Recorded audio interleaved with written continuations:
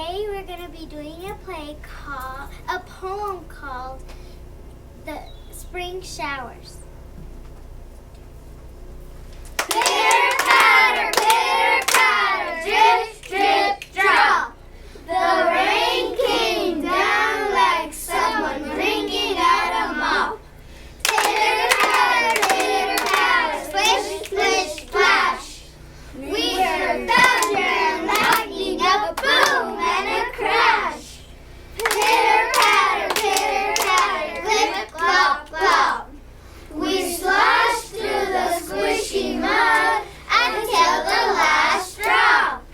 Pitter patter, where did you go? The sun was shining so bright, it made a big rainbow. Happy spring!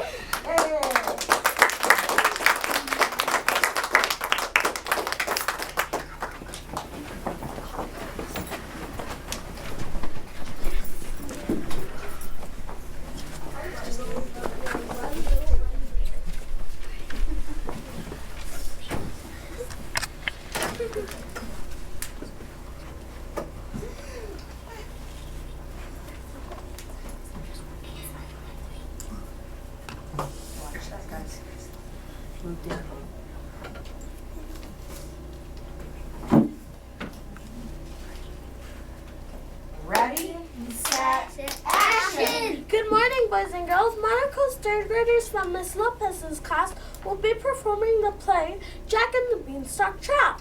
We hope you enjoy our play. And these are our cast of characters. Hello, my name is Axel and I'm going to be playing the part of Judge. Order! Order in the court! I'll have one large pepperoni pizza to go. I don't mean that kind of order. Hello, my name is Angel Reels and I'm going to be playing the part of host. I'll have one large pepperoni pizza to go. Hello, my name is Philip. I'm going to be playing the part. Hello, my name is Philip. I'm going to be playing the part of Mr. Jello Giant. Fee, fi, fo, fum. I smell the blood of an Englishman. Hello, my name is Curly and I'm going to be playing the part of prosecutor. Jack is accused of stealing. Hi, my name is Alexa Espinosa and I will be playing the part of defense attorney. The witness is still rhyming and it's getting worse. Hello, my name is Alexa Zermeno and I'll be playing the part of Mrs. Giant. Throw the book at him, Judge! Hello, boys and girls. My name is Halcyon and I'll be playing the part of Jack. You two are such liars. No, we're not. Hi, boys and girls. My name is Diego and I'll be playing the part of clerk. How did Jack get to the giant's castle? Hello, boys and girls. My name is Aaliyah, and I am going to be playing the beginning part of Jack and Jack's mother. I hate to say it, but Jack's guilty. Hello, my name is Roberto and I'll be playing the part of Pink Guy. Want some extra beans? Once upon a time, in a courtroom far, far away.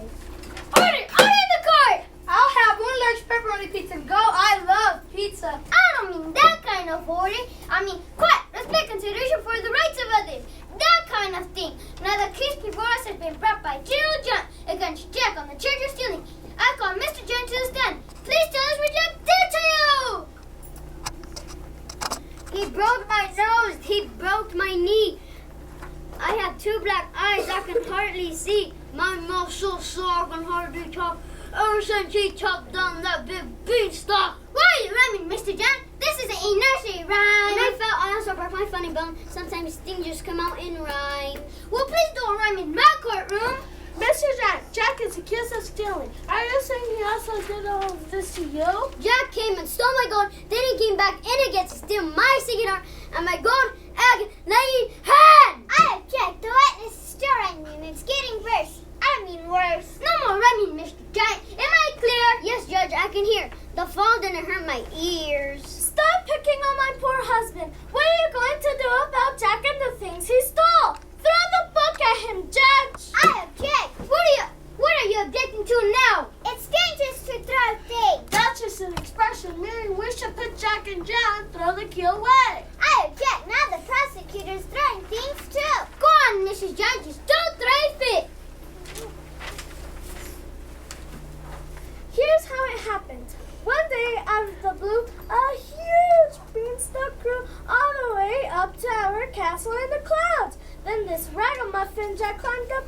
He looked lost and hungry, so I invited him in, gave him a snack, and even had our harp sing for him. Then as soon as my husband Gerald came home, Jack ran off with our stuff. I chased him out of the room and out to the yard. I chased him down the beanstalk. We were running really hard, but he got down first and chopped the beanstalk flat. So down and down I landed with a splat. Splat? Are you allowed to say splat in court? I don't like slang in my courtroom either, but we're here to find out the truth. Now what do you have to say about this, Jack? It's a very dangerous thing to make someone go splat. It's not true, Judge. He may have gone crash, he may have gone bang, he may have even gone kaboom, but I definitely did not hear him go splat. That's ridiculous. I heard splat all the way up in the castle. It was a splat and that's that. Rhyming alert! Rhyming alert!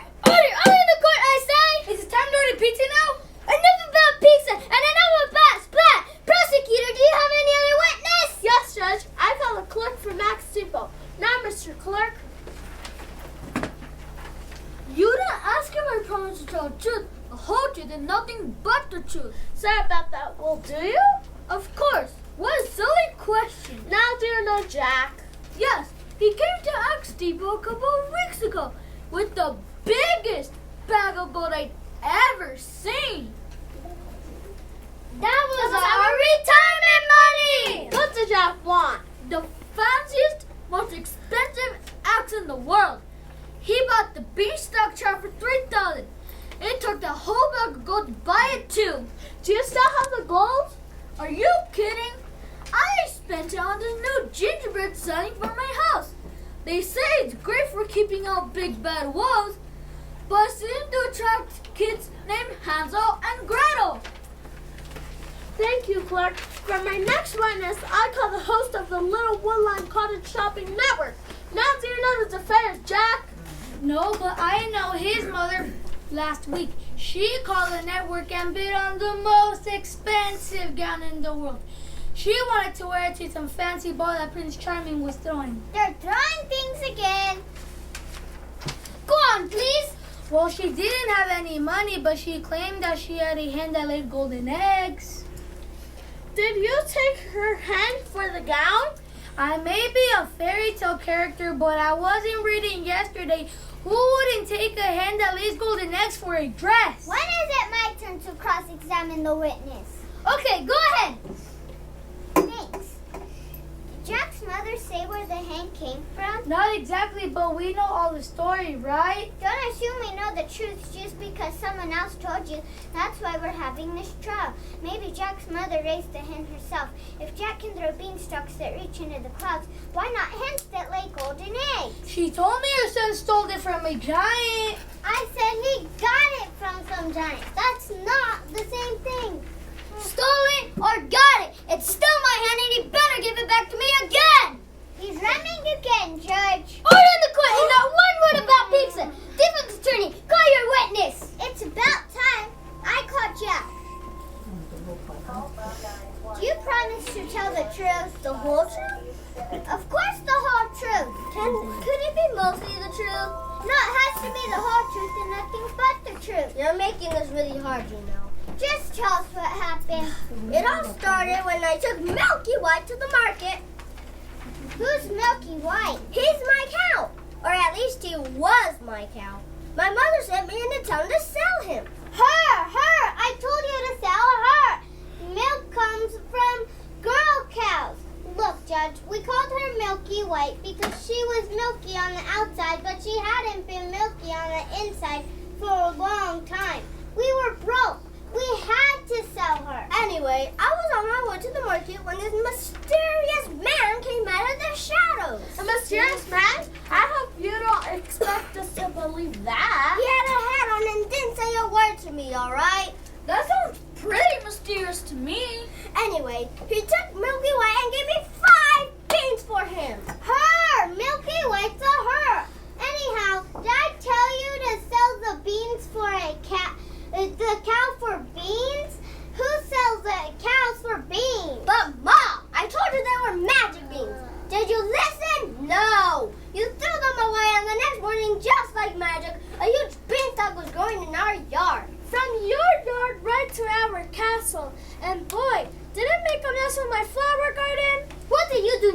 Jack. I climbed up the beanstalk, and at the top was this beautiful, gigantic house in the clouds. What did you do?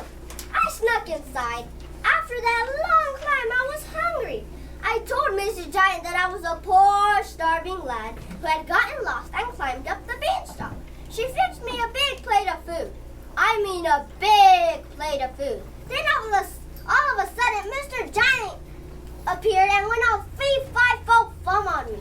Fee-fi-fo-fum? What do you mean he went all fee-fi-fo-fum on you? He started yelling, fee-fi-fo-fum. I smell the blood of an Englishman.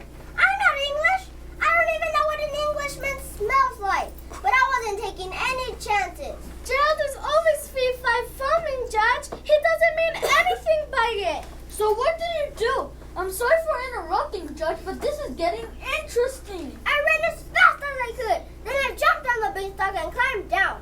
I'm quite nimble and quick, you know. You should see me jump over a candlestick. But in all this running, I say you still had time to stop to steal the bag of gold. That's an excellent point. So, Jack, which were you? Frightened or greedy? Oh, Judge. Here I was in this huge house with beautiful things everywhere. And we were so poor, I just sold our only cow for 5 beans for Pete's sake. I thought, who's going to miss one little bag of gold? Wait, so you just ran the bag of gold and ran? He's guilty, Judge. He just admitted it. He didn't mean it, Judge. He didn't know what he was doing. He's guilty! He's guilty! Now you listen, Jack. Did you steal all those things from Mr. and Mrs. Giant? Yes or no? Yes, I did, all right. And did you choke down the beanstalk? With my husband on it. Yes, I admit I was wrong and I'll take the blame. But I don't think it's all my fault. I didn't ask for magic beans. I didn't ask for a beanstalk to grow to the giant's yard. What about the guy with the beans? Isn't he responsible for what happened too? Who is that guy with the beans anyway? The name is Big Guy. Big Guy? Yes, Big Guy. I'm trying from fairy tale to fairy tale giving people magic beans. I've never heard of you before. That's because it's my first fairy tale. After this, they come and scheduled for a fairy tale tour. I do the Prince and the Pea next. I don't get it. Why give me magic beans? To teach you a lesson. Of course. Fairy tales are about teaching people lessons for start. Jack, you are being irresponsible. Irresponsible? How? Your mother told you to go into town and sell your cow, but you saw her to be the first person you met her. You're lucky you got beans for her. And did anyone ever warn you about talking to strangers? Wow, you're right. I could have gotten into even worse trouble. How can I ever thank you? Now that you mention it, I could use some help in my bee laboratory. I'm working on a bee that puts beautiful growths to live for 100 years. What about our harp, our hen, and our gold? That was our saving from when we're old, and now we don't have it no more. Mr. Giant is right, even if his rhymes are afraid. You're going to have to work off your debt to Mr. and Mrs. Giant first. Hooray! You can clean the giant house. And wash our giant floors. Then sing like a harp for the supper. And oil our squeaky doors. Bingo! Was this your idea all along? You know how Cinderella has her fairy godmother. Well, Jack, you have Big Guy. Cinderella went to the princess' ball. And you got to go to the giant's castle. Maybe you think about the consequences of your actions before taking something that doesn't belong to you. Mr. Giant, are you satisfied with this decision? Absolutely, Mr. Bean Guy. Hey, I didn't run that time. I cared. That concludes our case. I have just one more thing to say. Order in the court. A large pepperoni pizza to go. Now let's go buy the pizza. Pizza! Pizza! Pizza! Order. Order. Here comes just. Here comes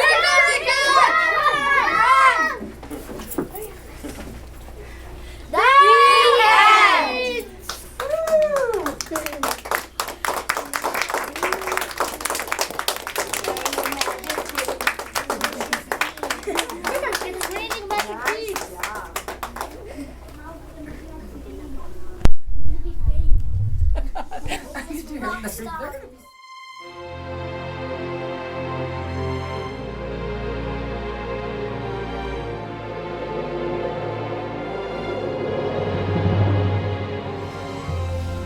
learned that prosecutor is always a person that wants to send a person to jail, and defense attorney is the one that wants that person is the one that is protecting the other person, and the prosecutor technically is the enemy of defense attorney, and the judge is the one that takes all the decisions. So whoever gives more details and tells why the other person should go to jail or to break off their debt or something like that, sure, he's the one that takes the final decision.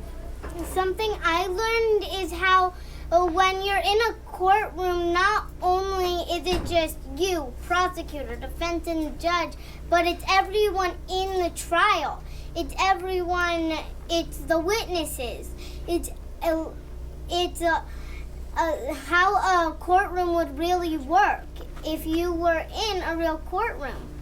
I learned how things work in a courtroom and the way a defense attorney and a prosecutor is on different sides of each other, born enemies, in other words.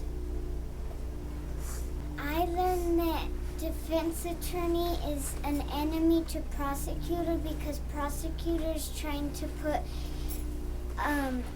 Jack or somebody else in jail, and defense attorney is trying to keep Jack or somebody from going to jail. The courtroom, when you go to the courtroom is about settle things out. Like, for example, in the play, Jack stole some things from the Mr. and Mrs. Giant, and when we were doing the play, we were trying to settle that out. A lot of plays during the year. So one of the things that all of these plays are teaching us is in fairy tales, we were learning about fairy tales, and it's teaching us about all of the elements of a fairy tale.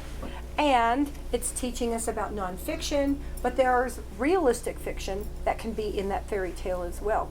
But we have done fairy tales. It's really teaching civics, it's teaching reading comprehension, it's teaching expression, it's teaching fluency, it's teaching them elements of that courtroom, which many of them did not know in the beginning. So to do this play really helped a lot of them by saying, well, if I go into a courtroom, I cannot dress in my t-shirt, I can't wear jeans. There were many different elements of the Common Core standards that it taught my class. But the main thing that we wanted to walk away with from this was that they could read, and they can be expressive, and they can have a love and a passion for reading.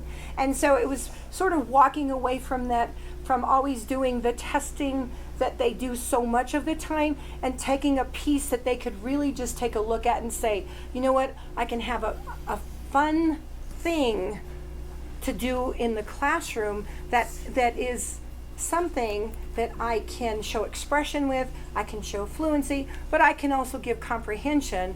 And if my teacher asks me many questions about the courtroom or about what the play's about, what the setting, where the setting is, who the characters are, what these characters do, they're answering a lot of these questions.